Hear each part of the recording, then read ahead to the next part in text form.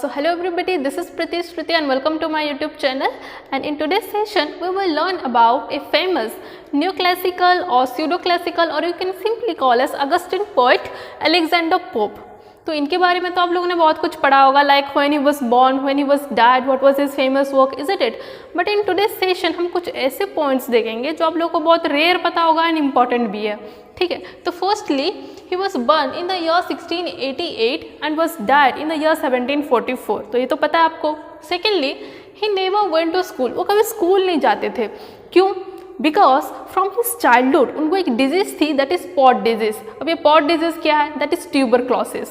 And because of tuberculosis उनको breathing में काफ़ी ज़्यादा प्रॉब्लम होती थी एंड उनकी हंचबैक थी. एंड अलेक्जेंडर पोप जो थे वो एकदम 4 फुट के थे. ओके एंड वो इतने ज़्यादा गुड लुकिंग भी नहीं थे, उनके चेहरे पर काफ़ी ज़्यादा स्कैर्स थे. ओके तो उनके जो स्कूलमेट्स थे, क्लासमेट्स थे या फिर कुछ नॉटी बॉयज़ थे, they use to tease him, torture him. तो उनको बहुत ज़्यादा शेम फील होती थी. Okay and after that he stopped being going to school. School जाना बंद कर देते हैं, अपने घर पर ही, अपने फादर्स के लाइब्रेरी पर ही जो भी बुक्स होते थे वहीं से कलेक्ट करके वो पढ़ाई वढ़ाई करते थे. एंड वहीं से ही अपनी लिटरेचर के प्रति उनकी जो इंटरेस्ट है स्टार्टेड इंक्रीजिंग. अपनी लिटरेरी करियर की मतलब शुरुआत होती है. Okay and because of his physical deformity उनको बहुत ही ज़्यादा शेम फील होती थी लाइफ टाइम.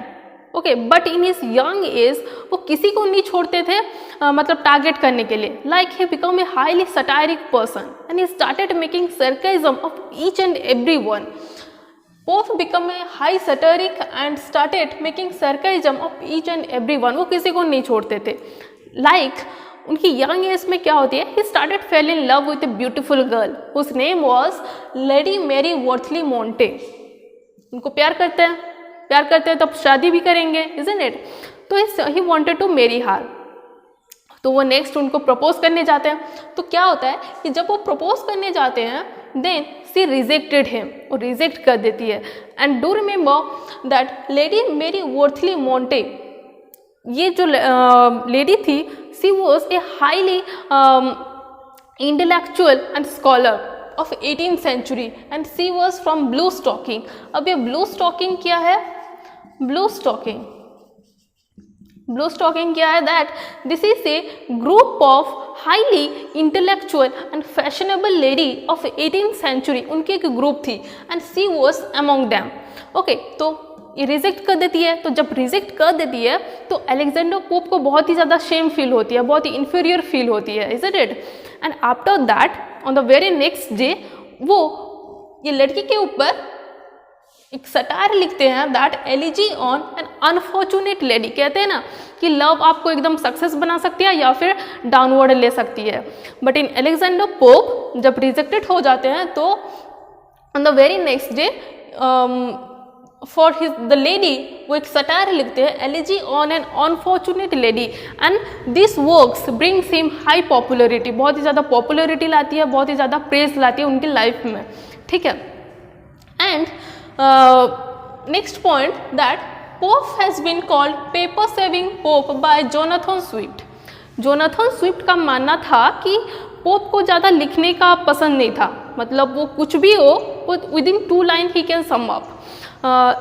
अगर किसी चीज़ को जोनाथन स्विफ्ट 6 लाइन लेंगे लिखने के लिए तो it can sum up by Pope within 2 line. ये जोनाथन स्विफ्ट का मानना था एंड जोनाथन स्विफ्ट उनको पेपर सेविंग पोप कहते थे, ठीक है. Next point master of closed कॉपलेट.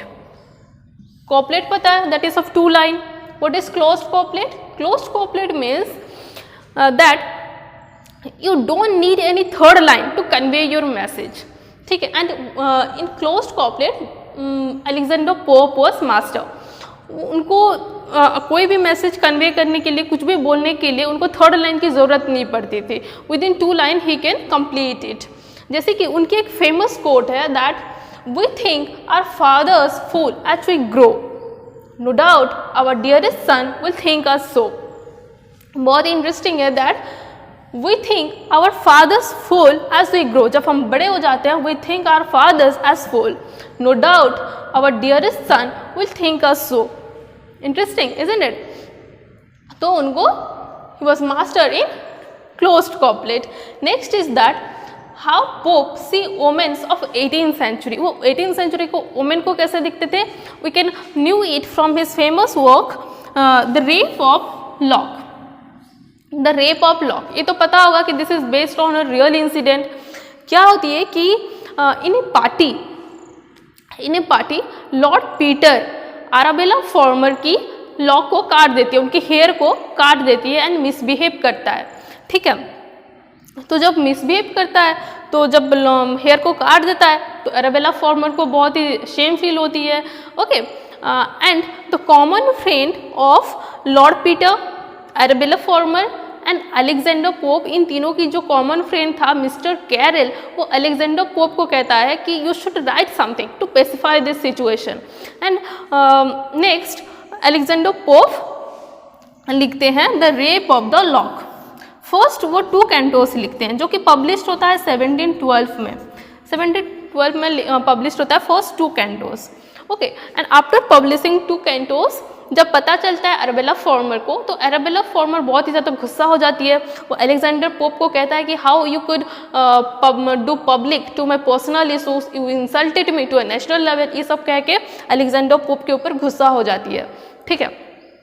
फिर क्या होता है कि Alexander Pope he apologises through a letter, वो लेटर के थ्रू एप्लोजाइज करते हैं एंड कहते हैं कि you are not the one whom I was targeting.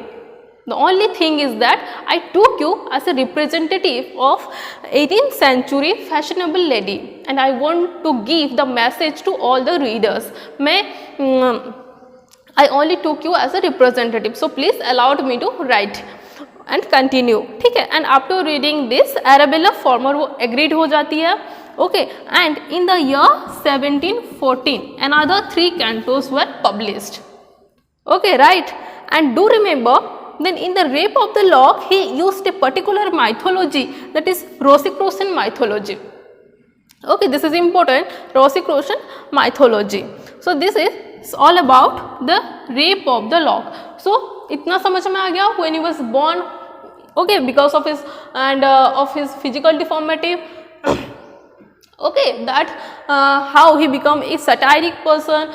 Okay, about his love life, about paper saving pope, okay, about closed couplet and how he see the omen of 18th century. इतना समझ में आ गया. Next, move to the next point. So the next point is coffee was introduced in England in 1658 under a tax, a healthy drink from China. Okay, coffee introduced हुई थी England में in the year 1658 under a tax, a healthy drink from China. But उसको popularise किए थे, उसको promote किए थे Alexander pope, saying that coffee makes politicians wise. आपको तो पता होगा कि ड्यूरिंग दैट टाइम जो कॉफ़ी हाउसेस होती थी ये पॉलिटिशियंस के लिए एकदम सेंटर पॉइंट थी अपनी इश्यूज शेयर करने के लिए अपनी ग्रुप में, इजंट इट. तो अलेक्जेंडर पोप इसको प्रमोट करते हैं saying that coffee makes politicians wise, and coffee जो है वो बहुत ही ज़्यादा स्प्रेड हो जाती है बहुत ही जल्दी. And Alexander Pope he was a deep fan of coffee.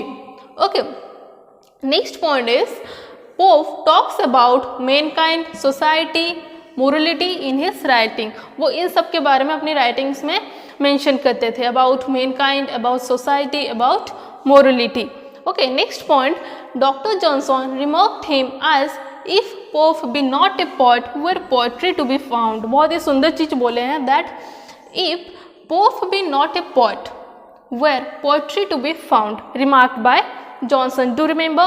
Next point is in his famous writing essay on criticism. Okay, Alexander Pope had said that little learning is a dangerous thing. Daily life में हम काफ़ी बार use करते हैं that little learning is a dangerous thing, and this was said by Alexander Pope in his writing essay on criticism. So my friends, this is not enough, you should learn more and more, keep researching more and more. Okay, and yes, अगर कुछ भी नया लगा then do a like, share more and more among your friends and do subscribe. We are very soon to reach 600. Thank you so much for your supporting and do support like that. Okay, so this is all about today. See you in the next video with some another topic. Till then, take care and thank you so much.